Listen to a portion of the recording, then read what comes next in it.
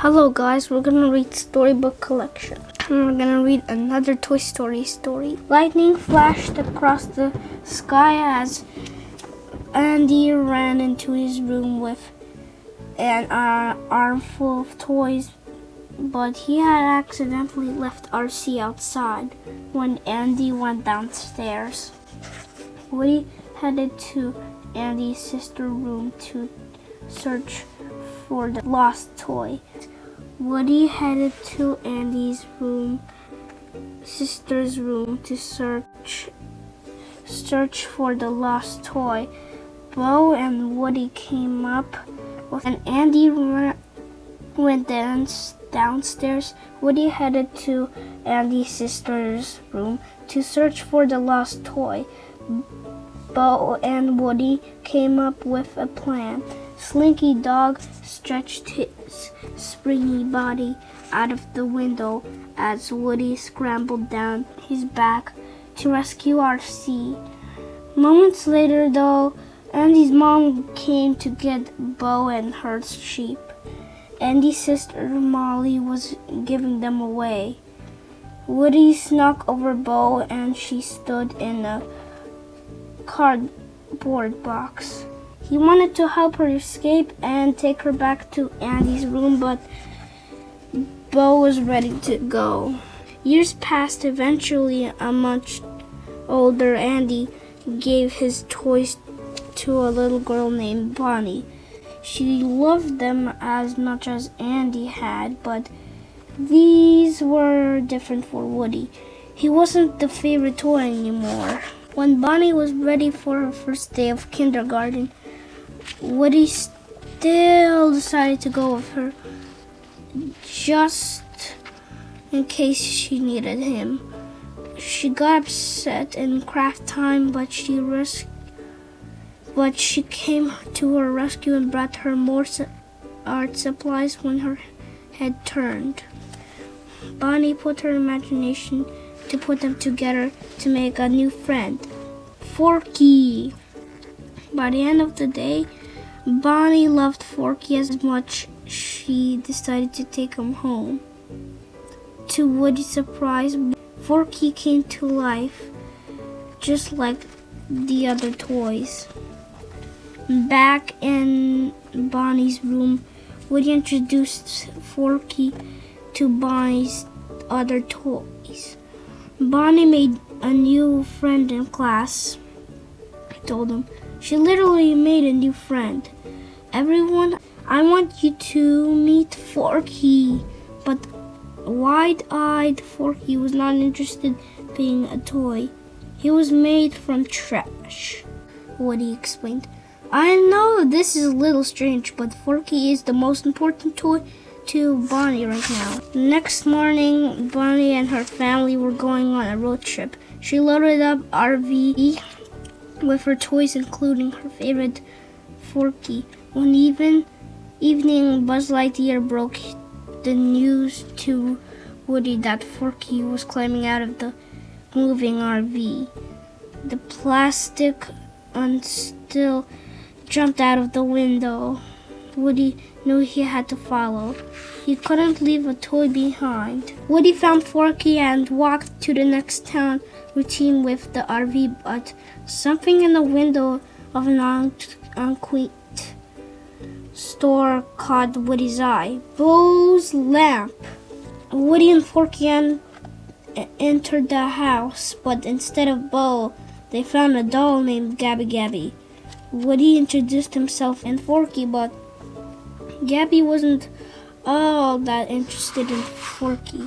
Instead, she pointed at the voice box sewn into Woody's chest. You have what I need, right inside there, she said.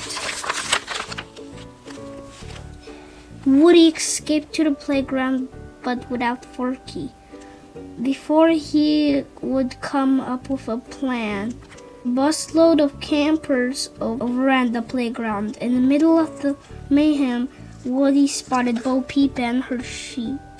She was part of the group of toys that traveled around to find kids to play with. Two friends couldn't have been happier to see each other. Bo had agreed to help rescue Forky. Meanwhile, Buzz Lightyear had decided to search for Woody and Forky. The brave Space Ranger followed their trail into the carnival, but he was captured and placed into a prize wall. He met some new toys, Ducky and Bunny, who helped him escape. Buzz found Woody and Bo, and the whole group snuck into the store to rescue Forky. Bo pointed to a glass cabinet across the way. That is more likely where your Forky is being kept. Getting it meant to crossing a wide aisle that was patrolled by a dragon. The shop's tough-looking cat. Woody wanted to get Forky fast. He ran across the aisle and climbed up to the cabinet, but it was locked. Gabby Gabby's dummies surrounded the toys and captured Bull Sheep. The toys escaped, but Gabby Gabby had Forky and the sheep. Bo needed to come up with a new plan. She took Woody to meet Duke. Kaboom! Canada's greatest stuntman. Ooh. Maybe, though. Bo thought Duke could jump across the aisle to the cabinet and rescue Forky and her sheep, but Duke wanted no part of it. He remembered how he disappointed his kid when he failed to make a big jump. That was long before, and Duke hadn't jumped since. Be the Duke you are right now, bugged Scrooge. The one who jumps and crashes. But Duke didn't make it. He crashed right into the dragon. Woody endured everyone to try again to help him rescue Forky, but the toys were banged up and hurt. Bo was upset that Woody was being so single-minded, so she led her lost toys back to the carnival. Woody went back into the store alone to find Forky, but instead came face to face with Gabby Gabby. Woody listened as she explained how her voice box had never worked properly, so she'd never been any kid's favorite toy. Woody understood how she felt. She decided to give her his voice box in exchange for Woody. Woody knew he'd need Bo's help to find a kid for Gabby Gabby, and luckily Bo agreed. While Woody exchanged Gabby Gabby to be who she really was, Bo helped find the perfect little girl for her. She found someone who was lost and needed a friend. It was a perfect match. Gabby Gabby finally had a kid to love. Woody and the other toys made their way to Bonnie's RV. Everyone was happy to see Woody, and he was even happier to see Bonnie routined with Forky. He had done the job he had set to do. It was then he realized that there were kids and toys everywhere who will need his help. Woody knew that whenever he went, or whichever toy he helped next, he'd always have his friends by his side. They were partners now into infinity and beyond.